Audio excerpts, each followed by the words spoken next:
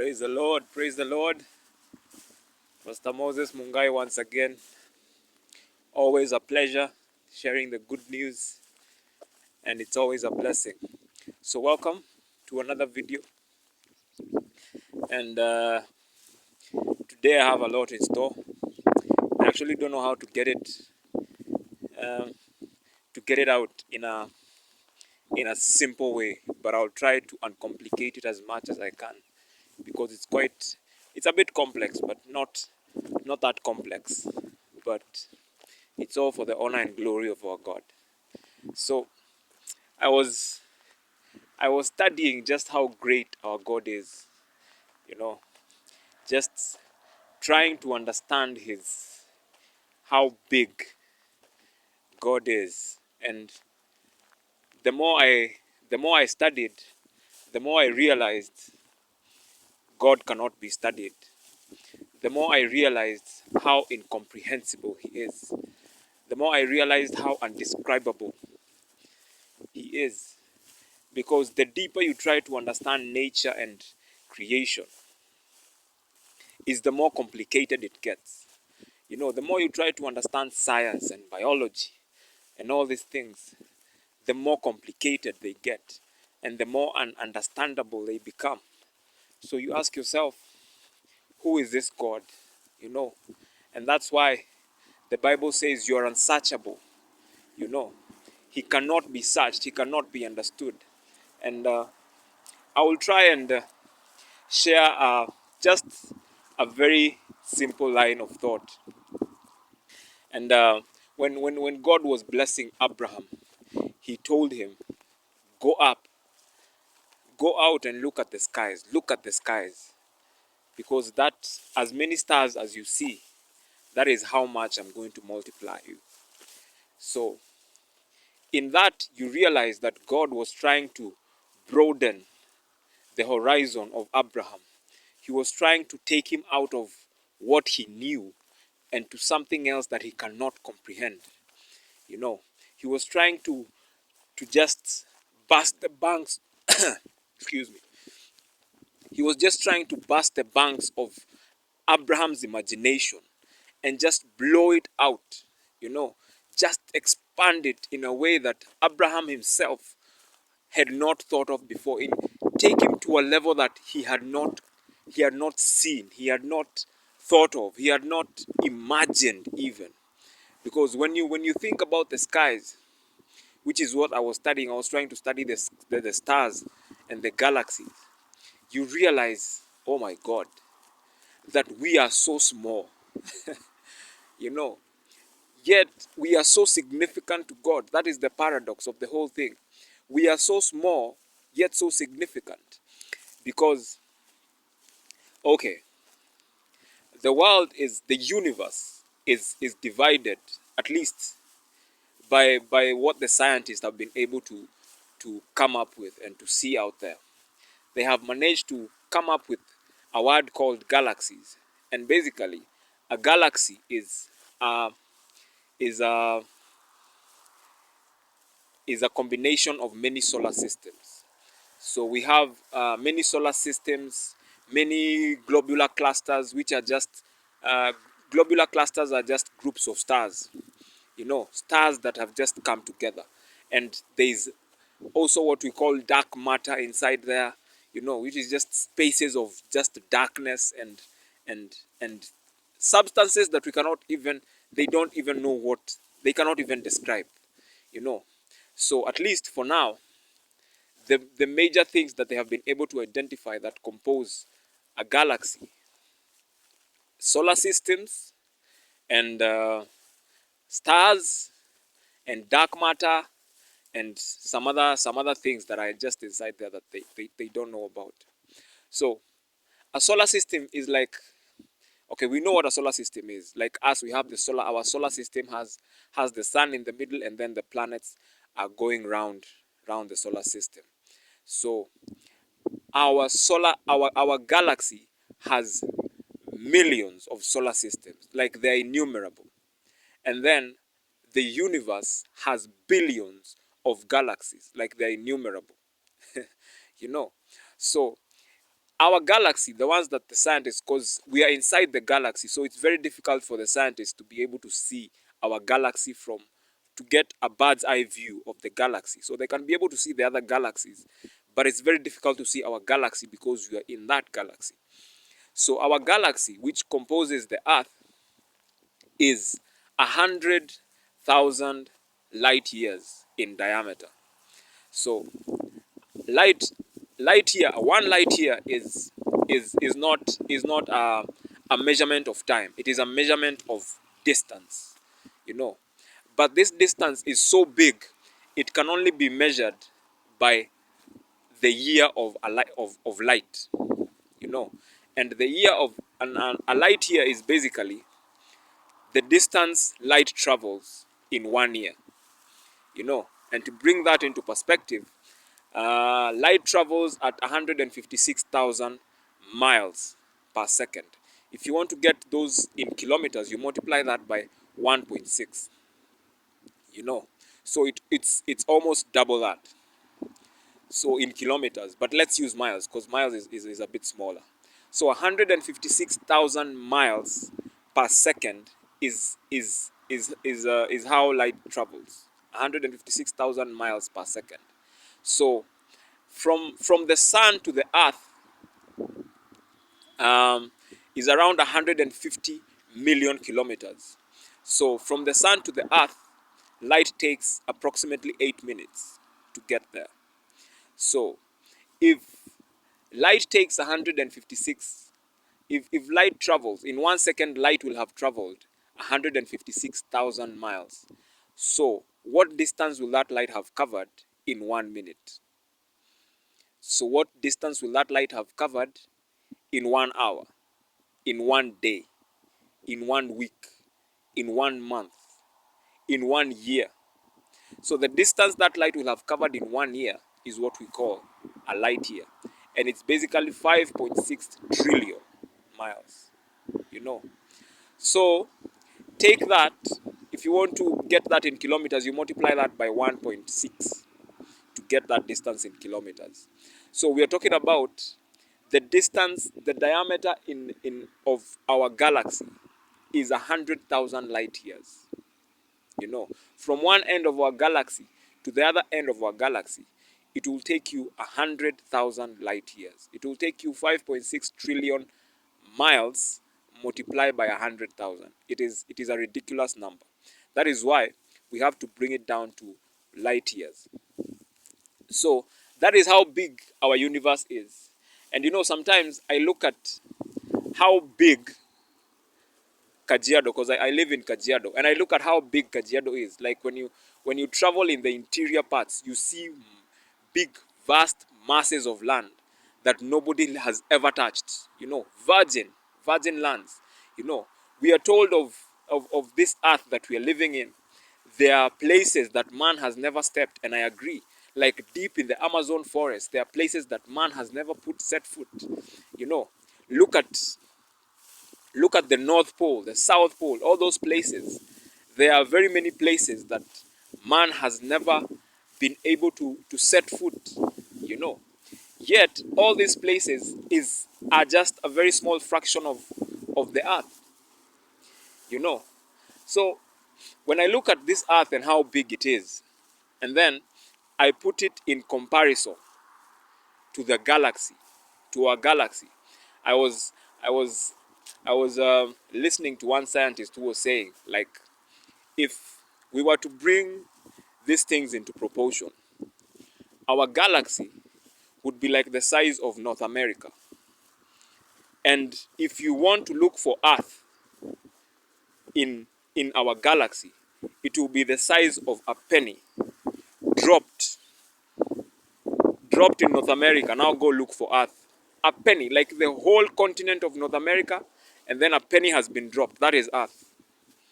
You know, that is our Earth, the big Earth that we have not been able to see. We have not been able even to venture into the deep seas. Yet, it is a very small distance in our galaxy. Yet, let me shock you even further. The biggest planet, the biggest star is called Betelgeuse. Betelgeuse, the biggest star, let me say the biggest star that the scientists have been able to see up until now. It's called Betelgeuse. Betelgeuse is 700 times bigger in diameter than the sun. This means that if you want to put, if the sun if Betelgeuse was a basket and the sun was a ball, to fill Betelgeuse with suns, you will need 1,060,000 suns to fill Betelgeuse. That's how it is. It is that big, you know. Like Betelgeuse is so big, it cannot even be compared to any planet. It can only be compared to to the the orbit of Neptune and Jupiter around the sun. Not the size of Neptune and Jupiter. The distance Neptune and Jupiter cover round the sun, that is the size of Betelgeuse.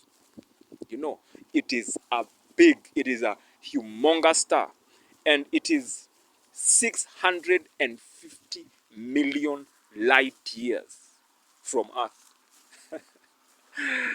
My God, this is, I was, I was, I was just blown. My mind was just blown, and it is just so crazy that that distance from that 650 million light years from the sun, from our Earth to Betelgeuse, is not even 1% of the universe.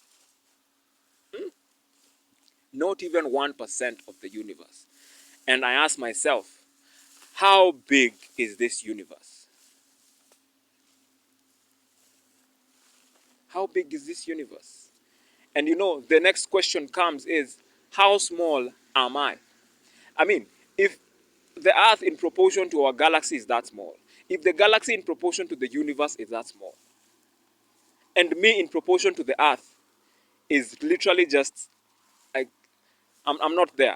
One human being can disappear, and nobody will ever be bothered about it. You know. So I ask myself, how big is this universe? Yet, God created this. The 33rd Psalm, if you read there in verse 6, it says, from him, he created the heavens by his word. By his word. Like all that, God created it by saying, let there be. Let there be.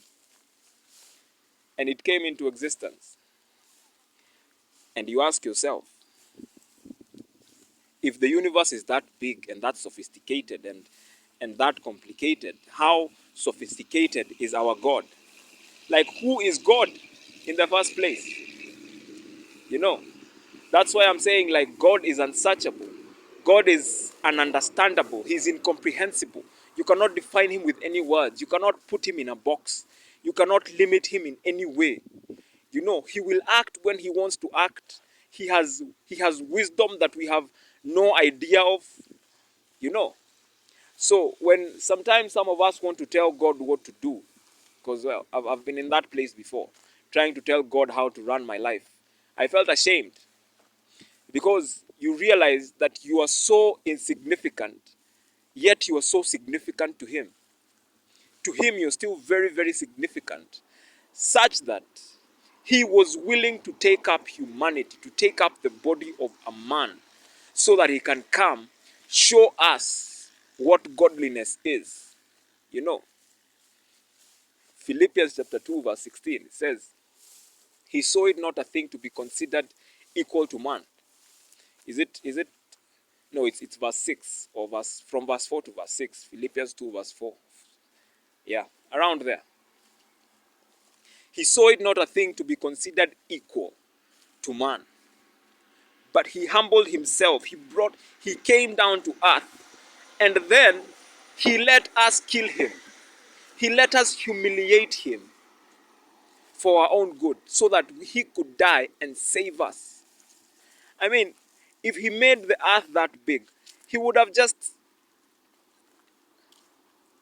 like, it's not difficult to create another earth, another, just, you know, the earth is just a very small fraction of the universe. Just destroy it. Nobody will ever know it ever existed. Even destroy it and then create something else that is not going to disturb your head. But like I said, he is unsearchable. You cannot understand why he did what he did. But what we can understand is you and I are so important to God.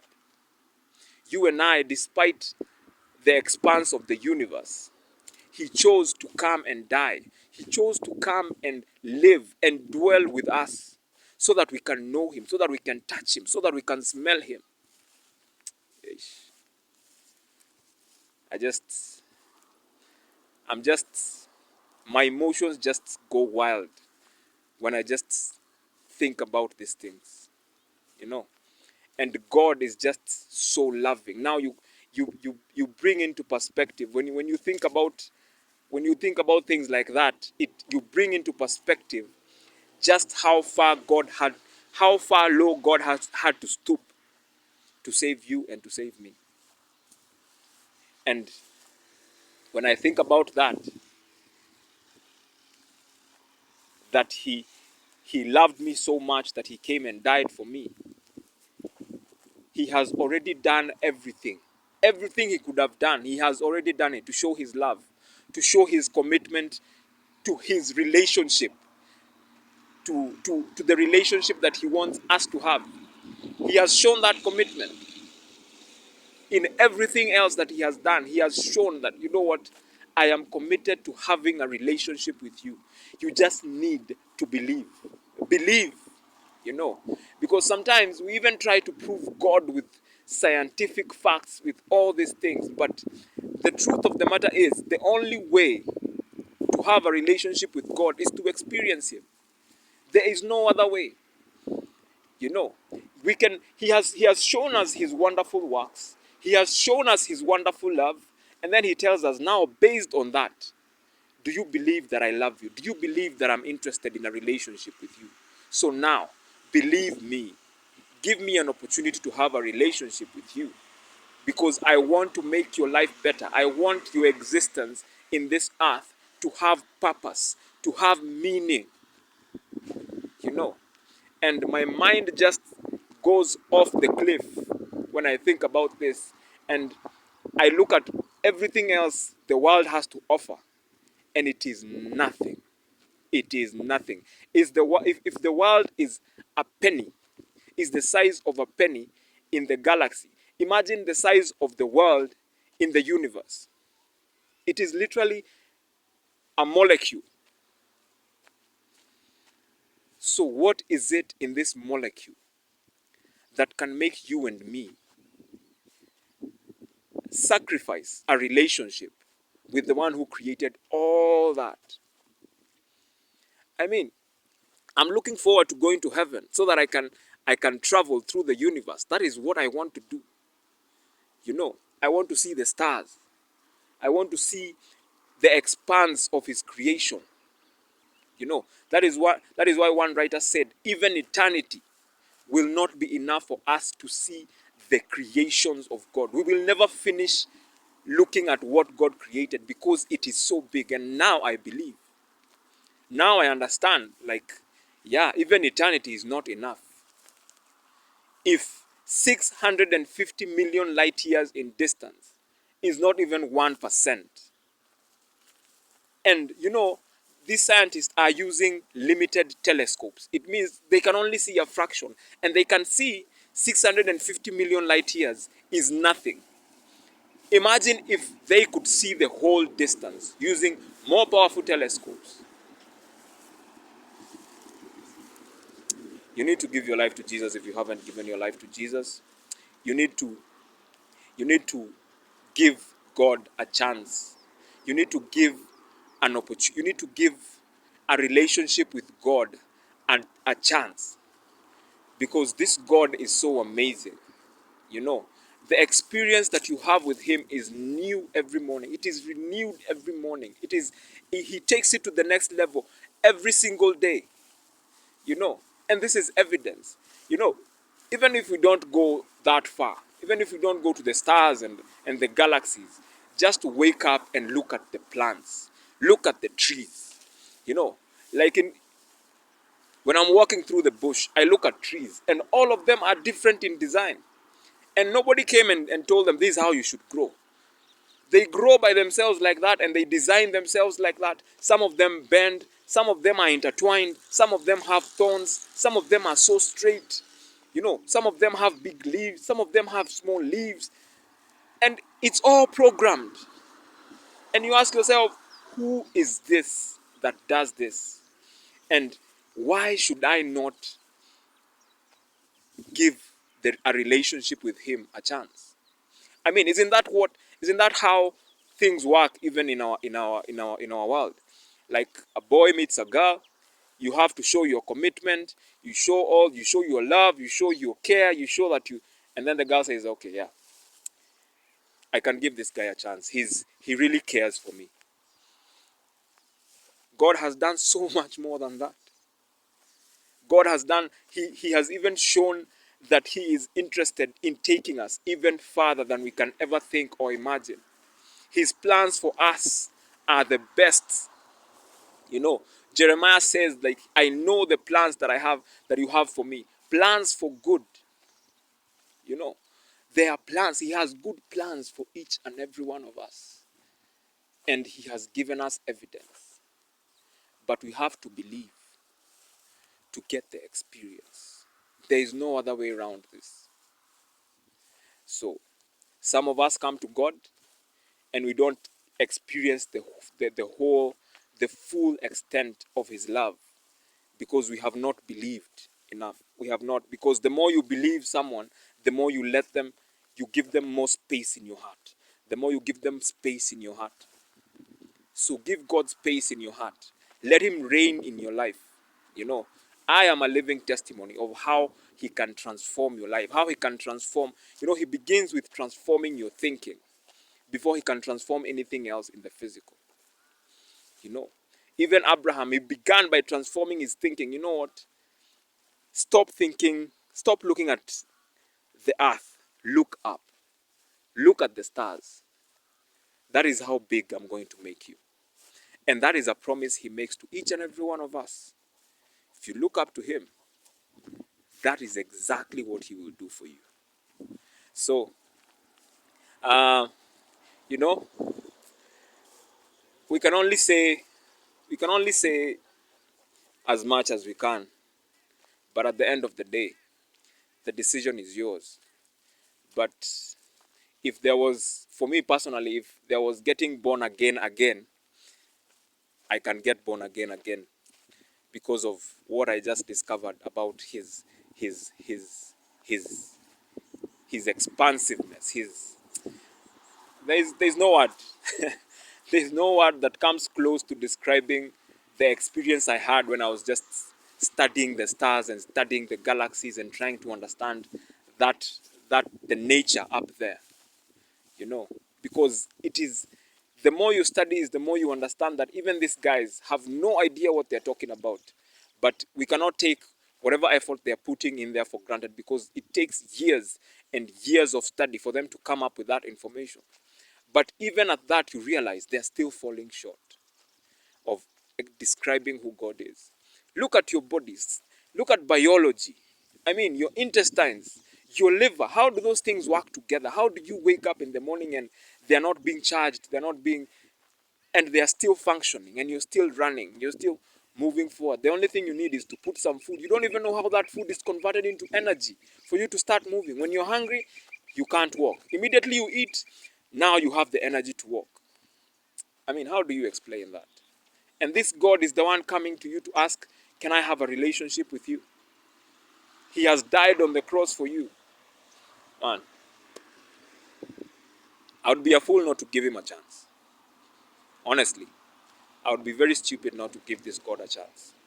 So, please, give your life to Jesus. Give him a chance. Give him let you experience God. And I'm sure he will not disappoint you. He does not go how you want him to go, because he is God and he has his own wisdom.